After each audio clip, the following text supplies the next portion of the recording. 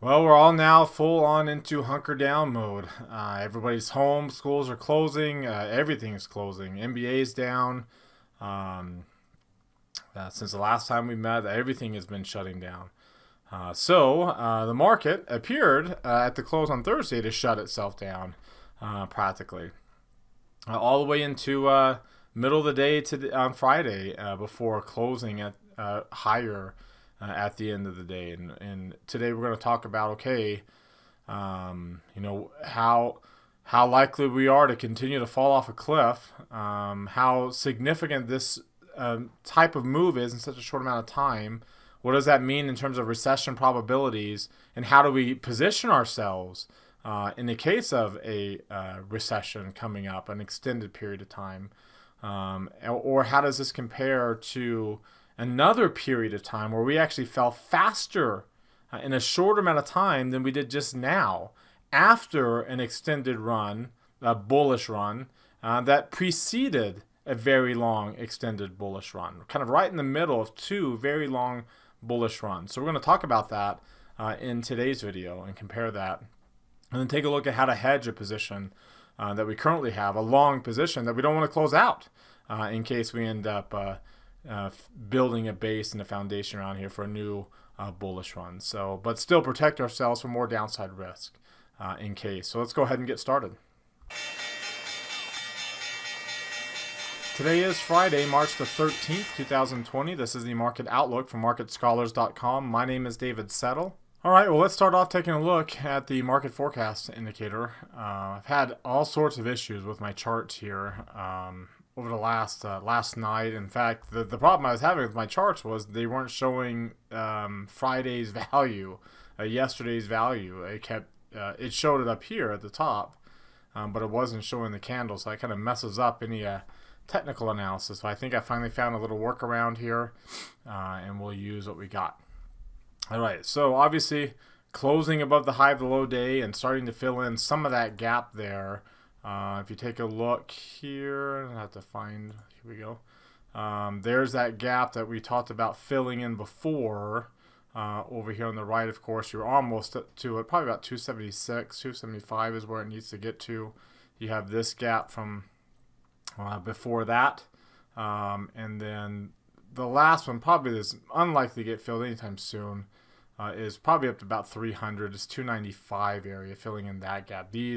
I don't think these get filled in anytime soon at all. I think we're just kind of in this mode of potentially on any short-term continuation, just short-term, because as soon as we get up to these levels, then that's going to be an opportunity to really, if we get up to those levels, that's going to be an opportunity to be really bearish to the downside. So, but that's, of course, short-term sentiment rallied to the upside here.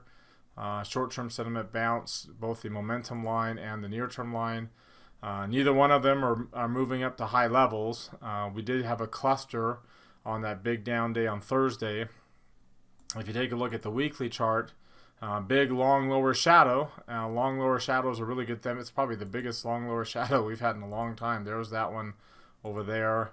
If you go back 20 years to find other long lower shadows that we had on these extreme moves on a weekly chart, mind you, can see both of these had their own relatively long lower shadows. If I were to, here, let's come over here and let's fit high and low and use that log scale there.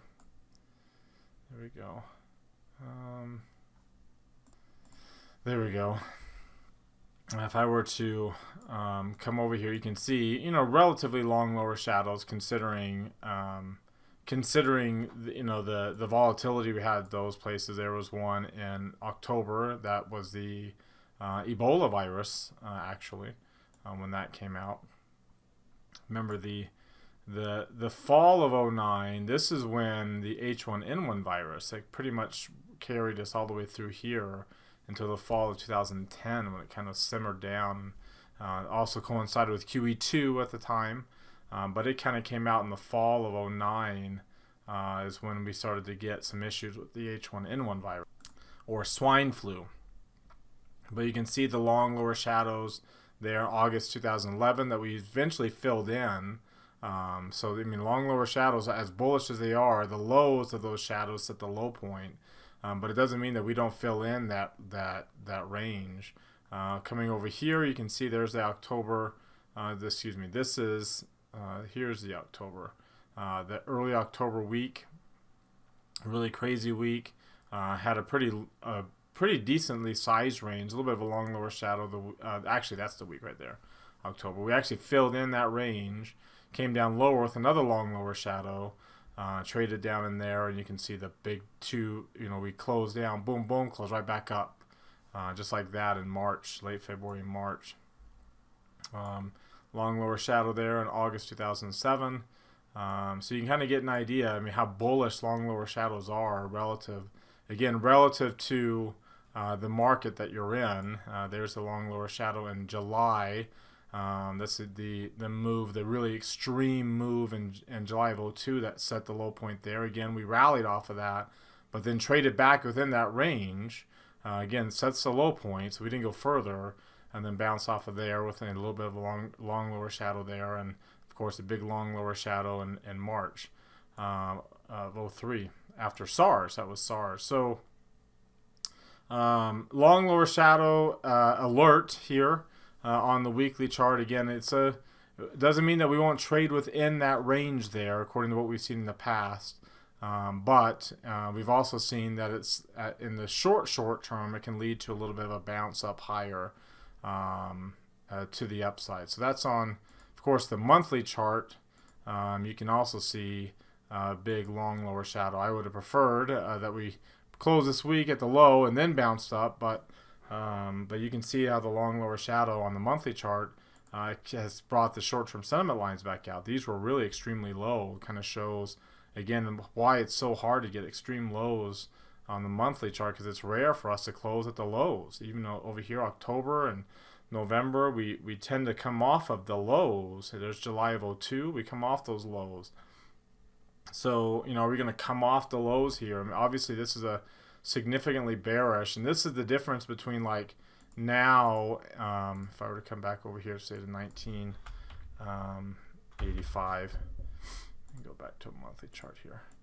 You can see here how bearish, how bullish of a pattern this is, and you can see other times that we've been this, again 2008, but see 2008, look how we were already in dark pink shading, and we were so far below this 30-month moving average. So it's a little different environment now than it was then. You go back to July of 2002, another situation which is very similar to now, big extreme move to the downside. And look how far we're already in dark pink shading, and look how far below. And even 9/11, another bearish period with long lower shadow and dark pink shading, and we were well below the line. You go back to 1987, which is right here. So there's that October. Look how bullish we were going into it. We were extremely bullish going into it. And that was a tweet I tweeted out there, just how bullish we were going into 1987. Where was it? Right here. Right here. The S&P 500 was up 24% a year on average for 10 years going into October of 1987. That big, 20% drop in one day. And then after that drop, which set the low point, the S&P was up 30% a year on average to October 1997. From that low point, it was up 30% on average.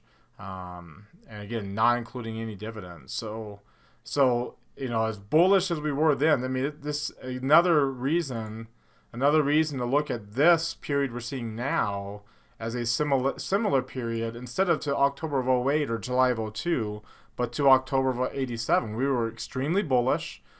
We came back down, got the light pink shade, and this is November. You can see in December, so it took a couple of months.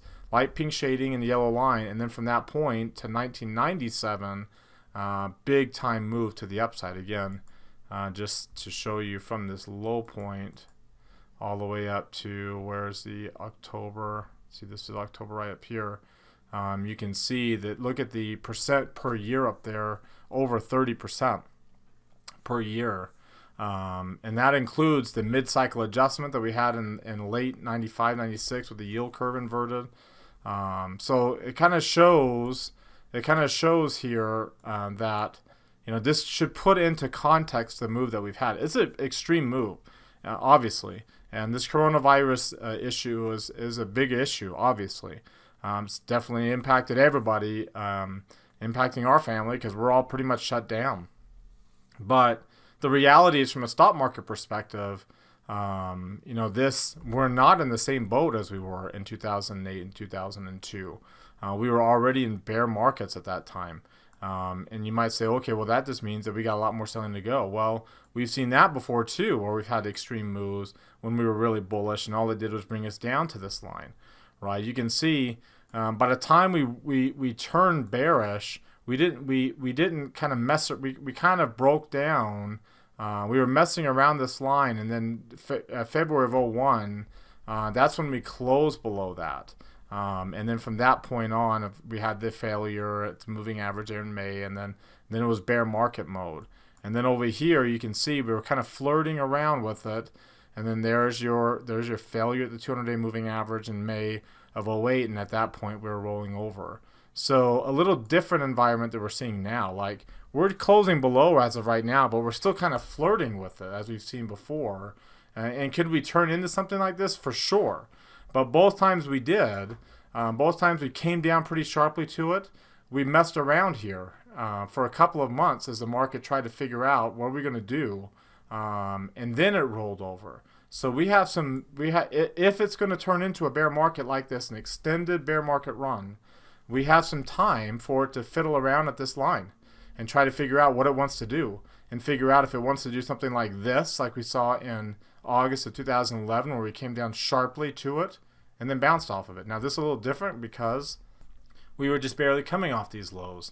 But you can use the same argument over here. If I were to go back to 1975, so back when I was born,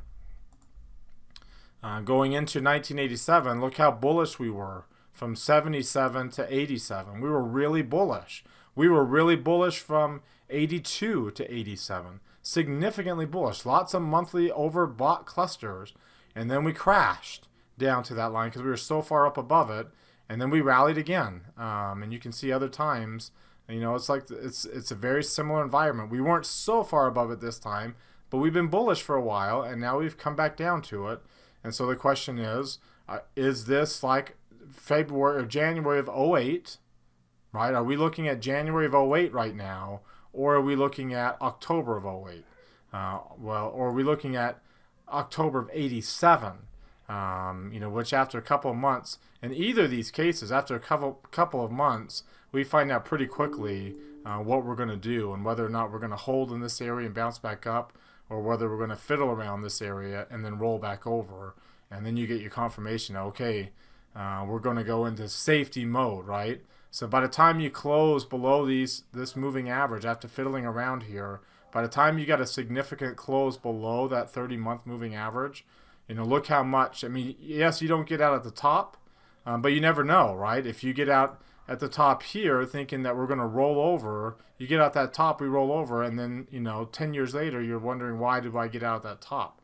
Over here you don't get out of the top, we bounce back up, you still get out here, and look how much you save by going safety. You get out, you don't get out the top, you pull down, you get out here, and look how much you save by getting out then. So there's going to be an opportunity. Like, if we're going into an extended bear market, this is definitely not. I mean, from a long-term perspective, when you look at the Fibonacci lines from that March 09 low point, if we're going to look at it that way, right? Similar to what these moves did, then you can see where the Fibonacci retracement levels are. Like, if we're going to pull back, to a retracement level, you can kind of see, how much of a pullback that was, even if you just started from 94 up and then, a subsequent kind of double pullback there. But if we're going to pull back the Fibonacci support in this area, and it's, you can see it's on a log scale, so that's why it's kind of showing up pretty wonky there. There we go. So that's what it looks like there. Then if we're going to fiddle around here and then roll over, then you can see a move down to 2000, down to 1750. is, that's not going to occur next week. More than likely, according to what we've seen over here in the past, that's not going to occur next week. As crazy as doomsday as people think it, some people are, that's just most likely not going to happen, right? I mean, look at this move here compared to these moves, right? I mean, this is a log scale, so that's the size is similar. So it's kind of similar to this. So if we're going to drop down to 1700, down the Fibonacci support to the bottom end of this support zone, then and there's that's from a volume profile standpoint. If I were to pull up SPY and do the same thing, let's remove that and then draw the same chart right up into this area, and then let's throw on the volume profile for the same time frame.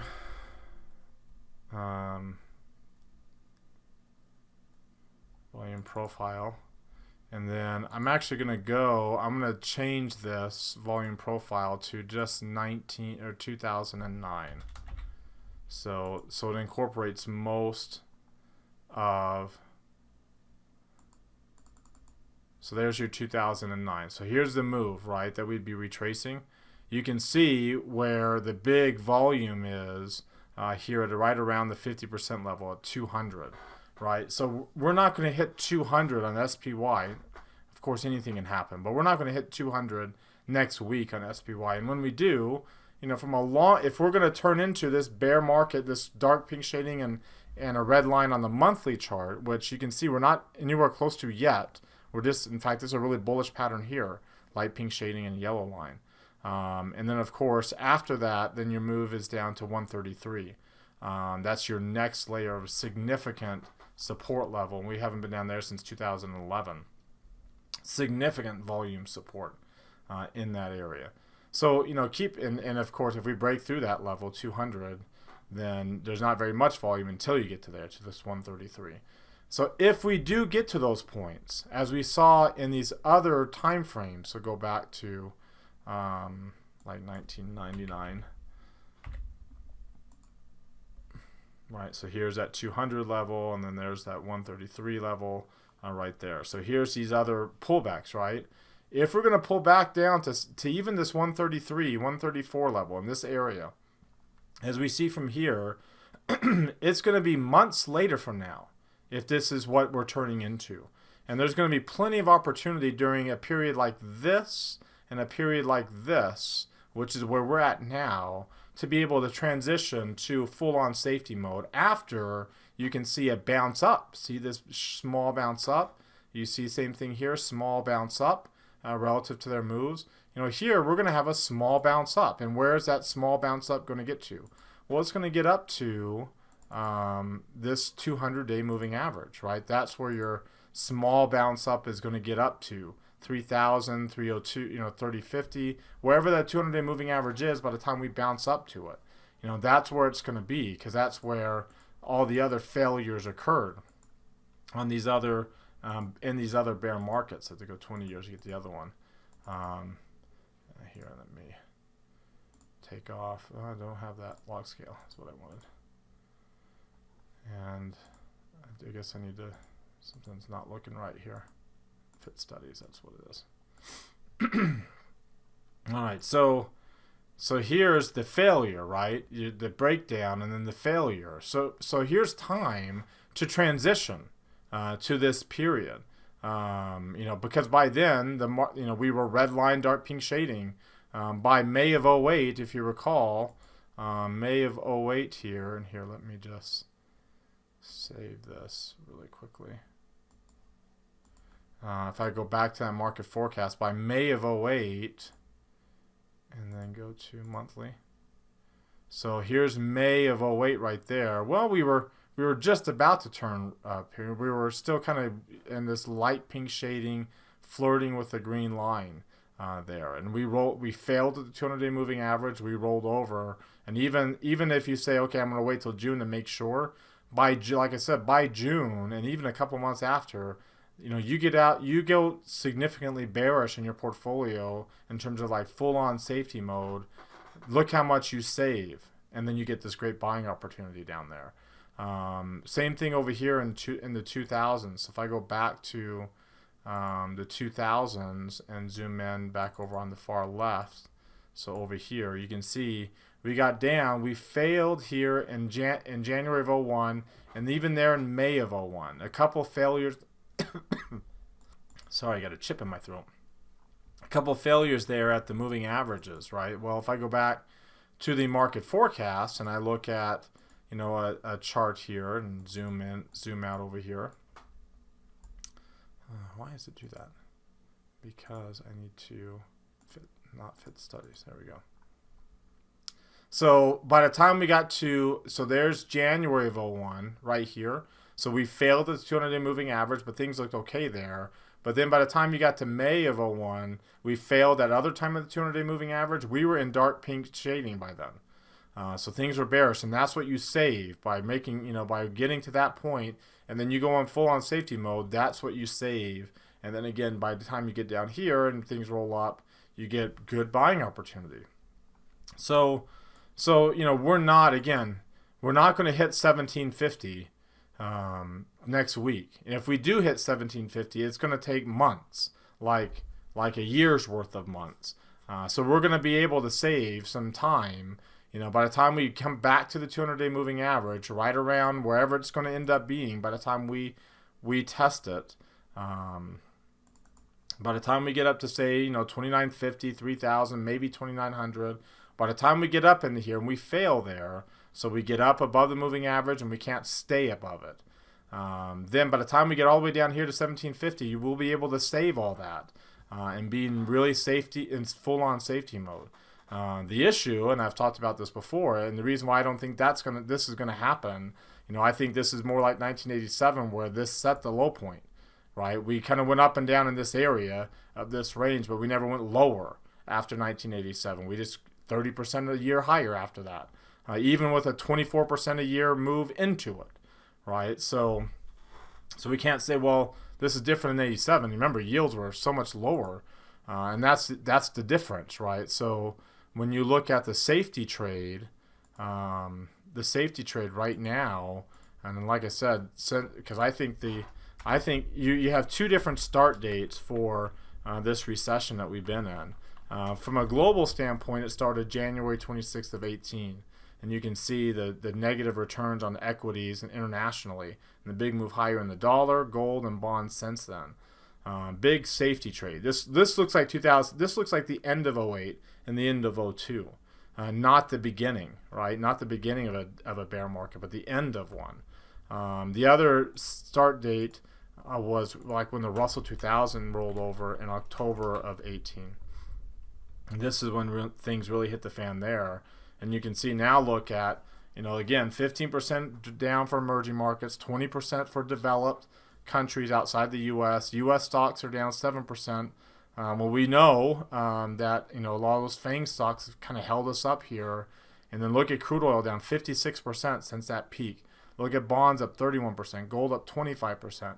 So, you know, as we saw this week, when you just look at this week alone, when things were as bearish as they were this week, let's go to today. Let's go to the beginning of the week and come to like a 15-minute chart. So there was only one thing that was up this week, and from an asset class standpoint, and that was the dollar, cash. Everything else was down. High yield was down, but not down as bad. It was down a lot, but it wasn't down as bad. Real estate, look how much real estate was down. Joining equities down there. At one point, again, this would be at the worst of Thursday. You know, for just the week alone, small cap stocks were down 20%. The S&P was down 16% just for this week. Emerging markets down the same. Crude oil was down 25%. And you can see gold was down and long-term bonds were down. So the safety trade is not, you know, when we're starting a bear market, the safety trade isn't like, again, at the end of 2000, if I were to go to the end from October 01, I think you have to, well, let's just go October of 01 of 08 to March, I think it was 9th of 09, where things finally bottomed out. Okay, so when things were really hitting the fan over here, and equities fell another 30% from that October low, so we had to drop down. We bounced up, and then we dropped lower, right, to that November low point, and then we kind of rallied. You can see how bonds had rallied, and kind of gold and the dollar had rallied up to this point right here. Well, from this level, you can see when we made our last leg lower in equities, bonds went down too. Gold went up a little bit. The dollar went up. You can see preferred stocks dropped. High yield dropped. Everything dropped from that last leg lower. And you can see, I mean, even from this point, gold wasn't up very much. Bonds peaked over here in December, and then they fell along with equities during this peak in equities here. So, when you get to kind of the end of a bearish, like this, at the end of a move where everything seems, and back in '08, people think, well, the Fed doesn't, I've heard the comment that the Fed is not in control of the situation now. Well, the Fed wasn't in control then. Nobody thought the Fed was in control then. When everything is the most dire, nothing's moving higher. And we saw that this week. This week, we saw that nothing was moving higher here. Go to today, and then go to today here, and then go back to the 9th, and then go back to 15 minutes. Nothing was moving higher. Long-term bond, they're too overbought. That's a sign. That's a sign that if this is the end of a bear market, if there's a bear market coming out of this, we've already been in it. As we've seen from these safety trades, and this move we're getting, this potentially last leg lower, just kind of shows that nothing is going up because of how overbought the safety trade is. And once the safety trade unwinds, what are they going? As we saw at the end of the week, when the safety trade unwinds, what do they unwind into? They unwind into the risk asset trade, and again, just going into Friday. To see how things performed just Friday alone, there's your dollar actually went up too. There's your high yield bonds up 3%, and there's your safety trade. They didn't go down very much, but as they unwind, this is what they unwind into, right, into all these other areas. So I had a really good class on Friday in a technical analysis class about how the market prices in these global phenomena, in this case a pandemic, and markets tend to price in the worst case scenario. Like, a lot of people think, well, the market's not having priced in the fact that the economy is going to shut down for a couple weeks. The market just fell 25% in like 12 days, right? If I go back to, where the market kind of peaked here. Where was that peak? It was this Thursday and Friday, so it was 220. So from 220 is when we first had the down. That's where the losing streak started. There was a point the S&P lost a quarter of its value, and just in less than 4 weeks. So if that doesn't tell you that the market's pricing in a shutdown of the economy, that's a big move in a short amount of time. Very, very extreme. And like I said, at the beginning, bonds were like going nuts, and now bonds not so much. As it goes lower, because it's unwinding back into the safety trade here. That to these lows. So again, I don't think we're headed up V bottom, right? I think in the very short term we have good opportunity to move up higher. I think the odds are higher. Even if we gap down tomorrow night, there's a good chance we fill in that gap, common gap again.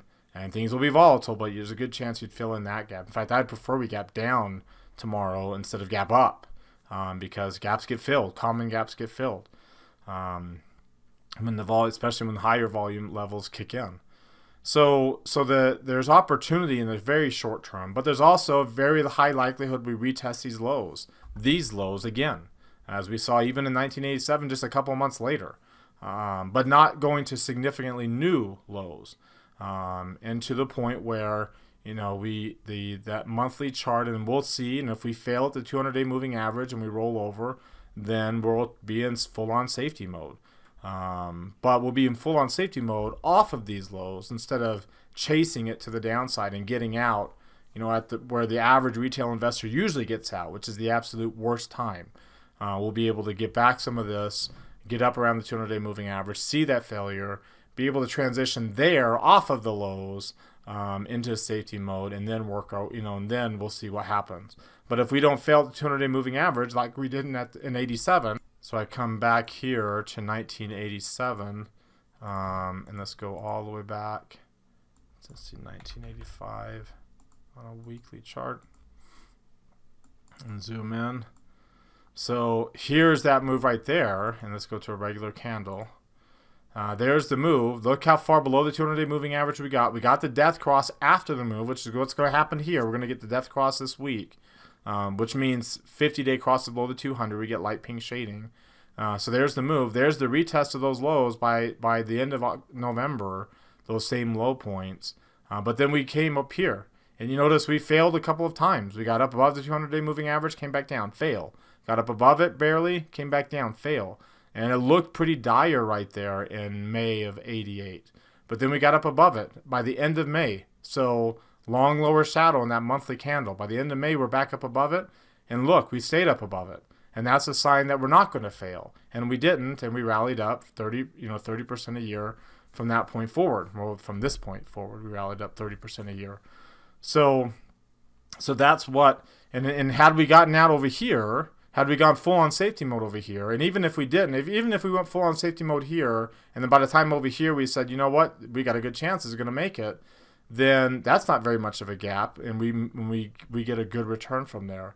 But this going in the safety mode here is a lot better than going in the safety mode here, because you see how far up above the lows we are, and we'll have the same opportunity to do it again up here if we fail. Again, the likelihood of that happening, you can see over here when we got very far below, we didn't fail. We got above it and stayed above it. Over here, we got above it and stayed above it. Over here, we got above it and stayed above it.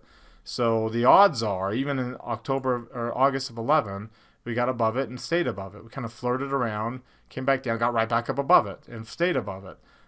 So when we get to it, and we get above it, because we will, are we going to stay above it? That's the question. And if we don't, then we'll talk about what we do. But like I said, that will be a good discussion to have then, because by then we will be well off of these low points by then. Sorry, this chart. That was my old charts. I weren't showing Fridays. This is what this week's candle looks like with Friday's move, the long lower shadow. So again, we'll be well off of these lows by the time we have that discussion of whether or not we're going to get above and stay above, or whether we're going to fail and transition into full-on safety mode at that point. All right, so for our trade of the day, we've been in a long position in Apple for a long time for our class. Like, we rode most of that move higher in Apple. We've been locking in gains by rolling our position. It's one of the class trades we have. We had a lot. We've had a few that we've had some big gains on, but Apple is one of them, and we've hedged a lot of this drop with a vertical trade in Apple in our class. So we talked about that's about to expire this week, that hedge.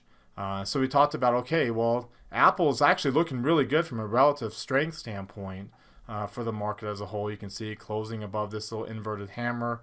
Very positive sign from that perspective.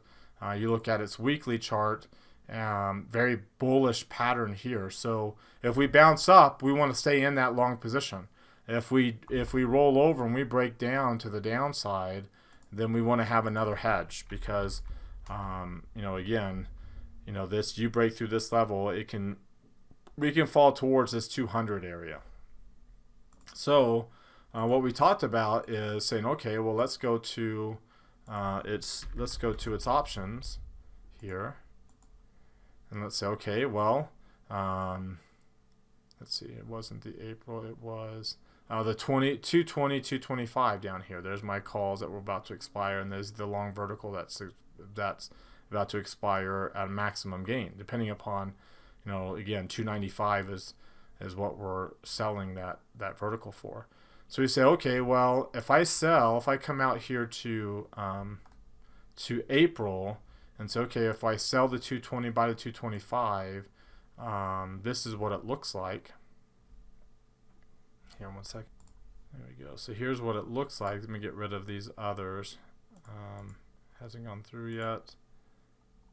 There we go. So there's my old work. So this is what the trade looks like, and by April expiration, we talked about there's some 200s the area, but if I can hedge another $2,500 of loss on that, and here's the call option, then I can keep my loss. Remember, I've already got a pretty good hedge already on this, and I won't keep it to zero, and we can't keep it to zero because if I did, then I wouldn't have this possibility of it. What happens if we go up? All right, well, if it goes up, then the most I can lose is $500, $250 if I can keep my risk to 50% of that. So that's kind of the idea of how we want to trade this. That's why this is a really good hedge, because when I get to this chart here, if we keep going up higher, when there's a good chance it would be above the value area, it'd be very bullish, at least for Apple. And in the short term, we probably would equate that move up to, say, like 305 for the broad market. The broad market continues to fill in those gaps and make its own little short-term run back towards that 200-day moving average. Then we'd be fine. Small, couple $100 loss, make up some of those gains, make back up some of the gains on the long call that we have, and things would go. But if we go down, then like I said, that we, whatever losses we have, because I want to keep the position in Apple because it's got a good opportunity. It's actually an outperformer on a relative standpoint to the broad market. When you look at all the XLK members here, you can see Apple. There's Apple right there. So it's an outperformer right now. It's moving. It's outperforming with strong momentum. So I want to keep that. I like my position, my long position in there. But if it breaks down, again, how much will it break down? If it's an outperformer, probably not as much as the broad market. And like I said, I can hedge some of that loss down to this 225 area with that long vertical spread that we have, with very small cost for that $2,500 reward potentially to keep my risk to 250 if we bounce up. Is perfect for a hedge like this. All right, well, that wraps us up for today. So you've heard from me now. Now I want to hear from you. Use that link popping out in the top right corner of your screen. It takes you to our Market Outlook forums, so our community page. Most of our community is for our premium members, but this Market Outlook is for all of our premium subscribers, or free subscribers, excuse me. So let's keep this conversation going and talk about what you're seeing and what you're thinking, and open up any new threads, comment on anybody else's threads, and we can get through this thing together. Again, thank you very much for watching. Remember to subscribe to our YouTube channel, hit that thumbs up icon, comment on our video down below. Follow me on Twitter for more content between the videos from day to day. It's been a busy few days here, and I put a lot of stuff out there the last couple of days. So go to my Twitter feed to see all that, and then join our community at marketscholars.com as well as our Facebook group. Have a great rest of your weekend, everybody, and we'll see you all on Monday.